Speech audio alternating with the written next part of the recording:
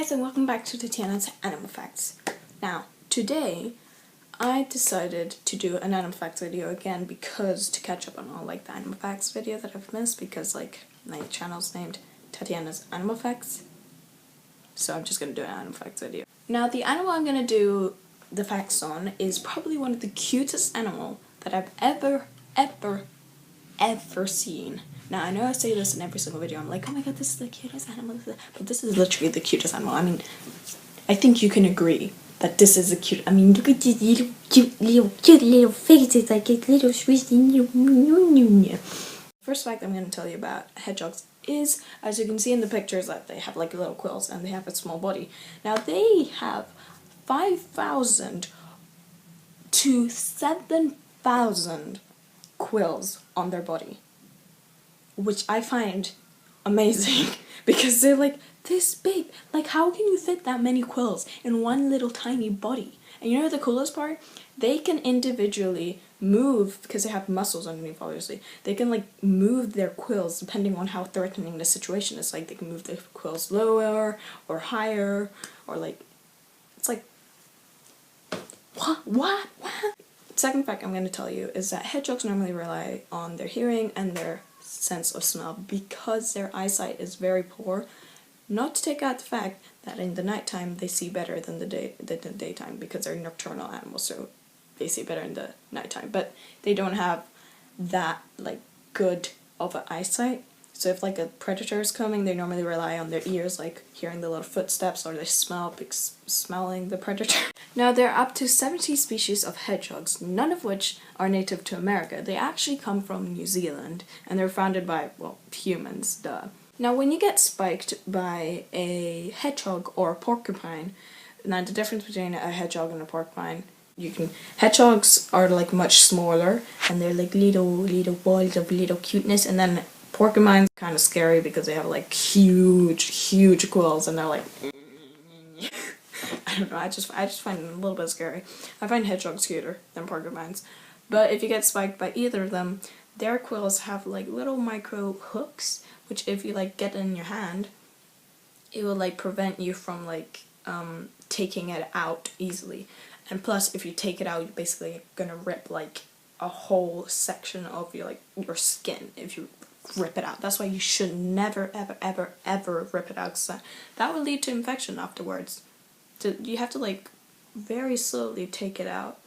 And you know the worst part is that they get deeper and deeper, so I wouldn't recommend you going outside and like spiking yourself with a hedgehog or a porcupine, because I mean, why would you touch a porcupine or a hedgehog?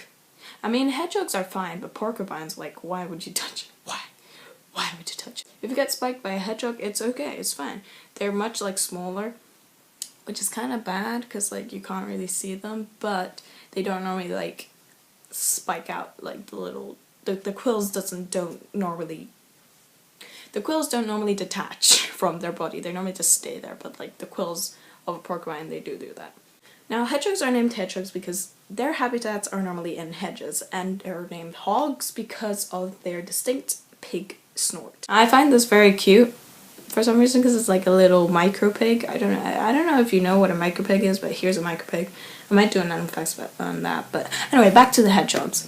Hedgehogs are immune to all venomous snake, like viper's venom, cobra venom, any snake venom. They are immune to it, which I find this really interesting and really incredible. Like, a small little creature can like do this, but they can actually defeat a snake in a fight, because the snake would be like, haha, I got you, but they don't know that they're immune to any venom snake. They're like, so the hedgehog is like, well, I'm gonna just bite you and kill you and eat you. They will eat the snake. That if they come close to a viper, they will bite the viper and they will win against the viper and they will eat it.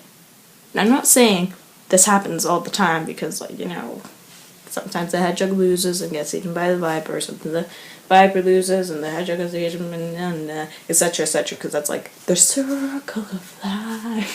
Now, hedgehogs, when they are threatened, they normally go into this little ball. Now, how do they do that? They have like a little pocket from in their belly area, and they would just like dig, not dig, they would like tuck their head into the pocket and like turn into this little spiky ball, because I mean if a predator's coming and they don't do that, their belly underside is like very soft and very delicate, so, and very sensitive plus. So they would just like need to tip them over and just bite into the belly. So in order to stop them from doing that, they will turn into this little cute little spiky ball, and they would just hang on there until the predator would just walk away and just be like, I can't really eat this because like it's really spiky, you know? And they would move their quills up like this, like a little Sonic the Hedgehog. Now, I'm not saying predators are all clever. I mean, some predators are like, whatever, you can do that, well, I'm gonna just bite into you, and then they get really hurt, and then they probably die. Another fact about hedgehogs is that there was such thing as Olympic Hedgehog Day, which was like when the hedgehogs would do like mini little Olympics, and they would like swim in the swimming pool and stuff, because they're quite good swimmers, actually. Which is kind of surprising.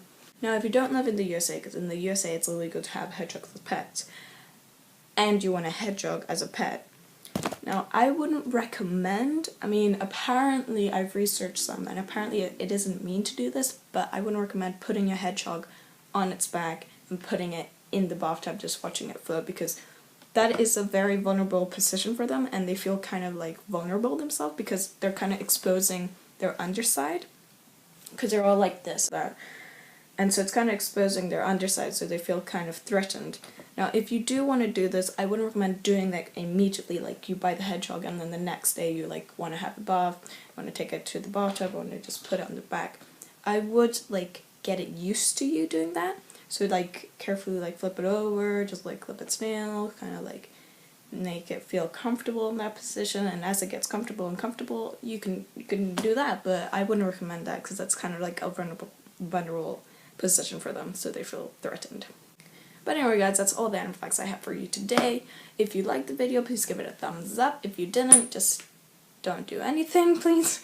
And subscribe to this YouTube channel, to this crazy family of Tatiana's Animal Facts. This is a very crazy family, even though I have 6 subscribers, but like, it's a crazy family. I love you guys so much, mwah, mwah, mwah, and I'll see you guys in my next video. Bye!